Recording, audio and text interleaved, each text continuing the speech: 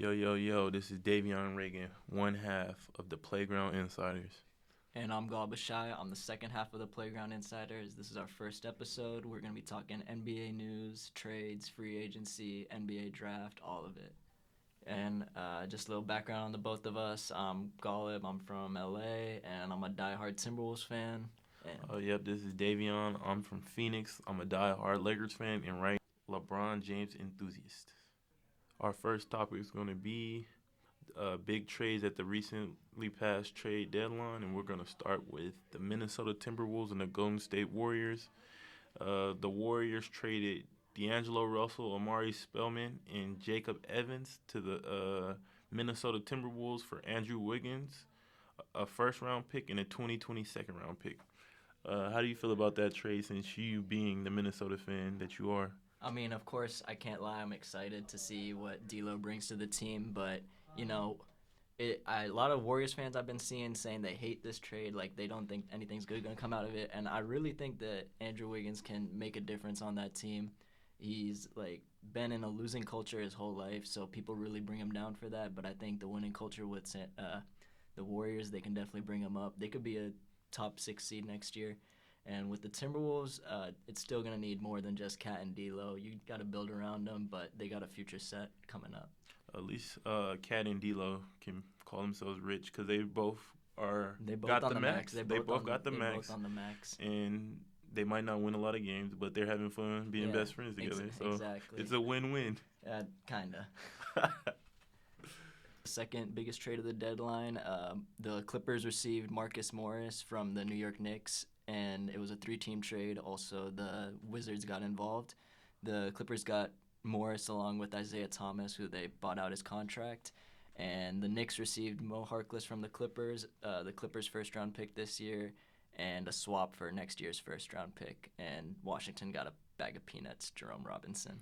What do you think of the trade, Devion?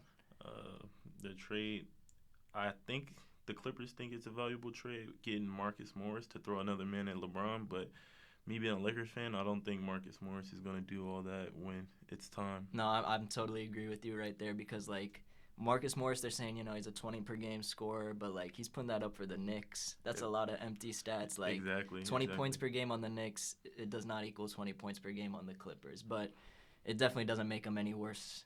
Right. He can only help because, like I said, he's another body to throw a fatigued LeBron, they hope. So, in due time. Moving on to another trade is the Miami-Memphis trade, where Miami gets Andre Iguodala, Solomon Hill, Jake Crowder, and Memphis gets Gorgie Deng, and Minnesota also got in there with James Johnson from Miami. I honestly feel like Andre can help the Miami Heat. I think he can too, definitely. But like the first 2 games he played, he hasn't looked that good. I'm not trying to speculate anything, right. but Iguodala in the playoffs is always different than Iguodala in the regular season.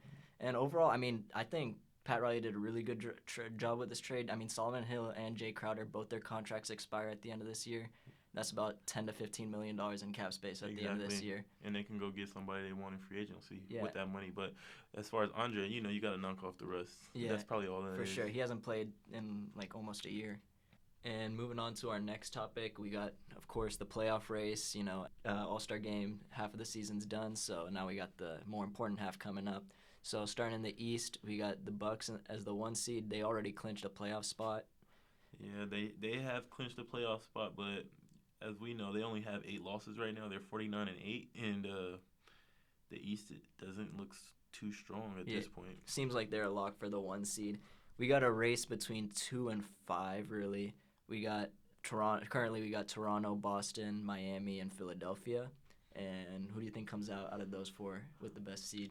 It depends on how hurt Ben Simmons is, because before he got hurt, I feel like he was playing some good ball. And so was Embiid. Like, it kind of seemed like they were gelling. The back injury that he has is like 2 weeks, and you don't know how that's going to affect them. He's just getting really evaluated in 2 weeks, so he could be out even longer. Exactly. Boston, you see what Jason Tatum did when he played the Lakers. Really impressive performance. And if he can get his mate Jaylen Brown to come hoop with him, they might lock that 3rd seed because They're behind Toronto by two and a half two and games. a half games. So Hey, don't count out that Toronto team. Siakam is a monster, and that team is still really good from when they lost Kawhi. Shots are going around still. yeah, he's a gentle monster, as we would say. The Miami Heat, I see them staying right there. Don't move up, don't move down, because it's a lot of noise going around about they're the team to beat in the East, and Oh yeah, Miami's definitely going to be competitive. I think even if they played the 76ers in the first round and Milwaukee in the second round, like I could see Miami knocking off Giannis low key. right. How do you feel about the Brooklyn in the seventh seed right now with Kyrie being done for the year? Yeah. So I mean, Brooklyn, they're in the 7th seed currently, and they got a 6-game lead on the 8th or on the 9th seed, the Washington Wizards. I really don't think they're gonna choke that hard and lose their playoff spot. It would take a lot, really, even without Kyrie. Spencer Dinwiddie's been putting up really impressive performances in his last games. Yeah, He's been stepping it up for him. The Wizards in Orlando, like I don't know if you've seen it, but Bradley Beal has been Yeah, balling out of. Bradley Beal, that All-Star snub has really gotten to him. So I mean, yeah, if Vucevic and Orlando slip up, I could see a definite race for that 8th seed. Yeah, the Washington Bradley Beal is coming for the AC because nobody else on that team is doing too much of anything. Asking for a first-round whooping to the Bucks. Exactly.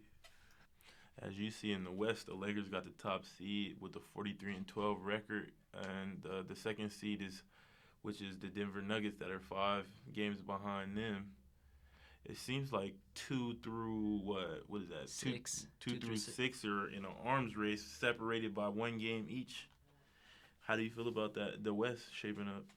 The West, it always ends up being a mismatch at the end of mix up at the end of the season. People switch spots even on the last game of the season. So I think 2 through 6, maybe even 7.